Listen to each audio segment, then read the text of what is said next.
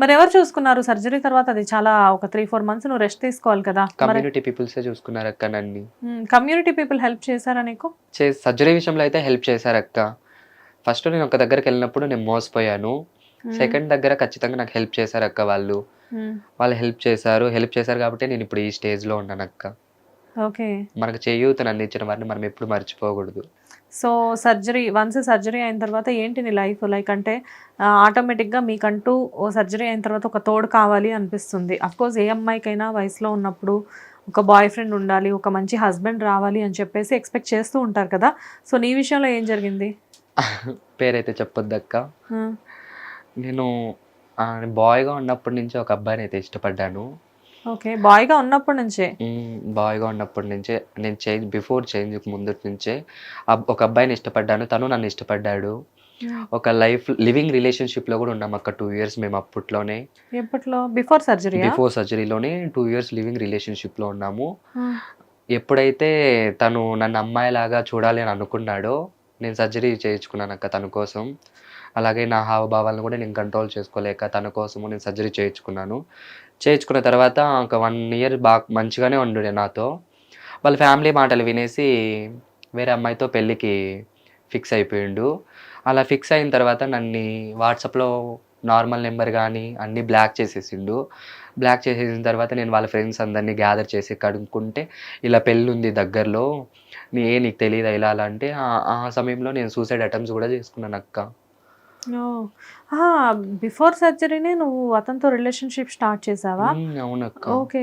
అలా అంటే అతనితో రిలేషన్షిప్ బిఫోర్ సర్జరీ అంటే నువ్వు అబ్బాయివే, అతను అబ్బాయే కదా. ఇద్దరు అబ్బాయిలు ఎలా రిలేషన్లో ఉన్నారు? The love is not addicted to gender అక్క.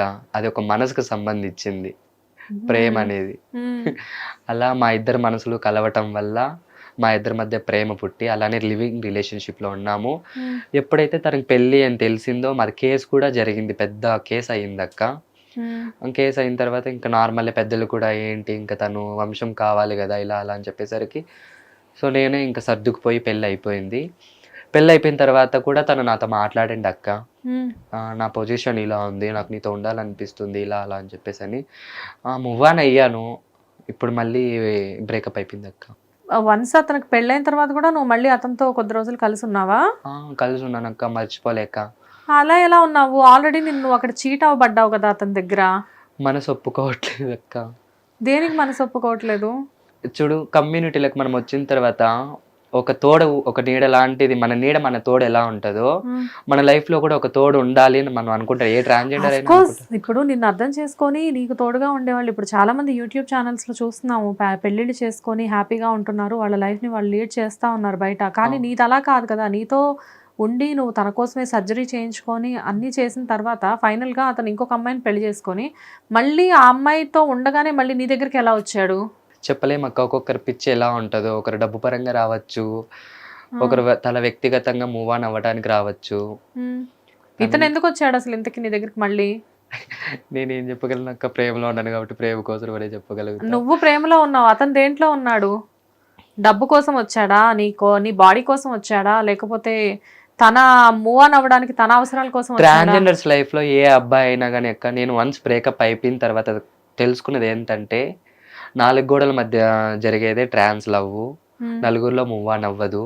4 గోడల మధ్య ఏదైనా జరిగిపోతుంది, శారీరకంగా కానీ మానసికంగా కానీ డబ్బు పరంగా కానీ ఏ విధంగా అయినా కానీ ఒక అబ్బాయి ఒక ట్రాన్స్జెండర్ని 4 గోడల మధ్యనే తను అర్థం చేసుకోగలుగుతాడు అక్క. నలుగురిలోకి వెళ్ళిన తర్వాత మా ఫ్యామిలీ ఉంది, మా ఫ్యామిలీ ఇలా చూసుకుంటారు అలా చూసుకుంటారు అని చెప్పేసి మనల్ని బ్లేమ్ చేస్తారు. సో అలాంటి లవ్ ట్రాన్స్జెండర్స్ చాలా మంది ఫేస్ చేశారు, అందులో నేను కూడా ఫేస్ చేశాను. సరే, నువ్వు మళ్ళీ లవ్ చేసావు అతన్ని. అతను పెళ్ళైన తర్వాత వచ్చాడు నీ దగ్గరికి. వాళ్ళ వైఫ్ ని వదిలిపెట్టి వచ్చాడా, వాళ్ళ వైఫ్ కి తెలియకుండా వచ్చాడా? వాళ్ళ వైఫ్ కి తెలియకుండానే వచ్చాడు.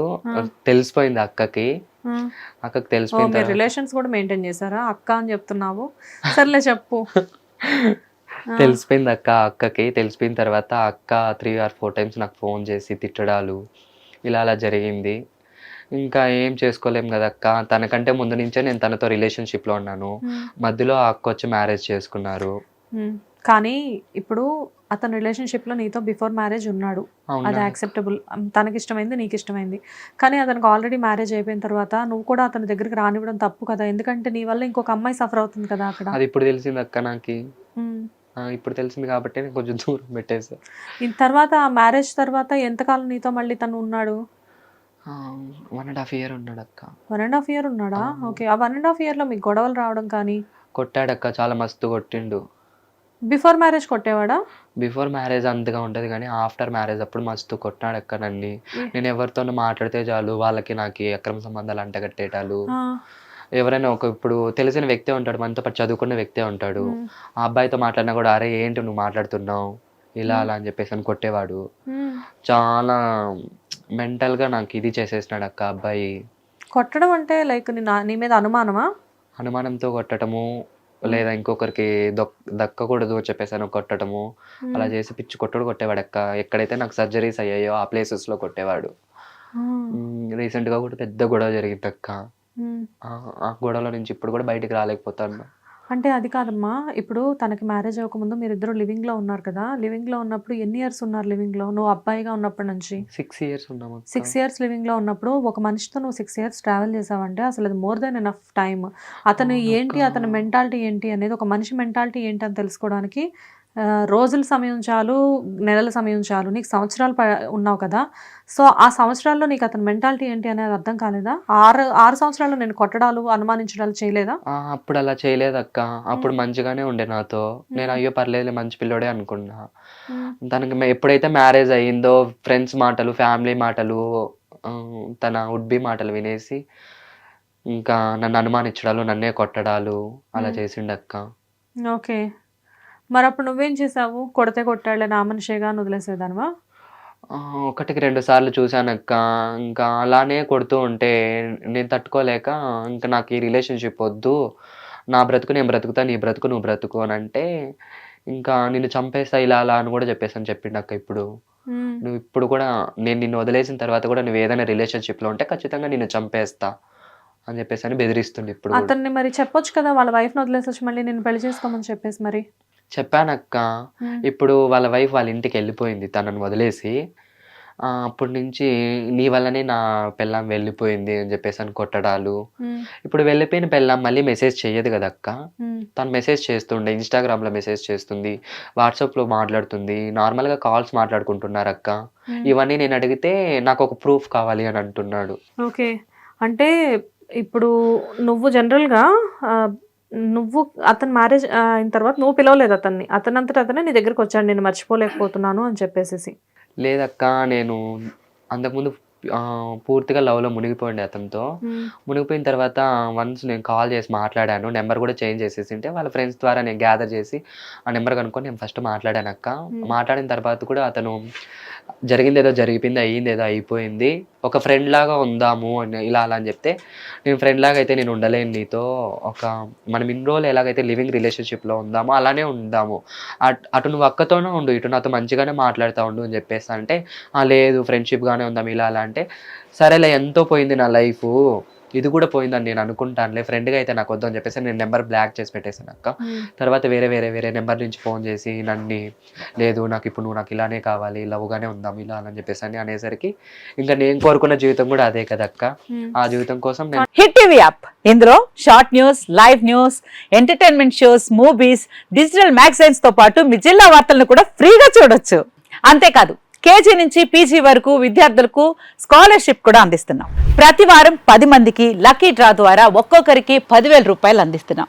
ఇంకెందుకు ఆలస్యం, వెంటనే హిట్ టీవీ యాప్ ని డౌన్లోడ్ చేసుకుని ఫ్రీగా ఎంటర్టైన్మెంట్ పొందండి. Hit TV app, hit TV app please download hit TV app. Hit TV app ని ఫ్రీగా డౌన్లోడ్ చేసుకొని ఎంజాయ్ చేయండి. మీకు నచ్చిన ఎంటర్టైన్మెంట్ కోసం హిట్ టీవీ యాప్ ని ఫ్రీగా డౌన్లోడ్ చేసుకొని ఎంజాయ్ చేయండి. హిట్ టీవీ యాప్ ని డౌన్లోడ్ చేసుకుని ఆస్వాదించండి, ఆశీర్వదించండి. ఇంతమంది సెలబ్రిటీలు హిట్ టీవీ యాప్ ని డౌన్లోడ్ చేసుకోండి అని చెప్తున్నారంటే ఎంత మంచి యాప్ ఆలోచించండి.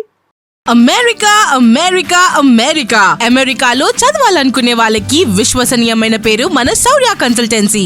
UK లో 1 year masters, UK లో 1 year masters, 2 years work permit up to 5 years visa. Contact Saurya Consultancy. Contact 89851 89851.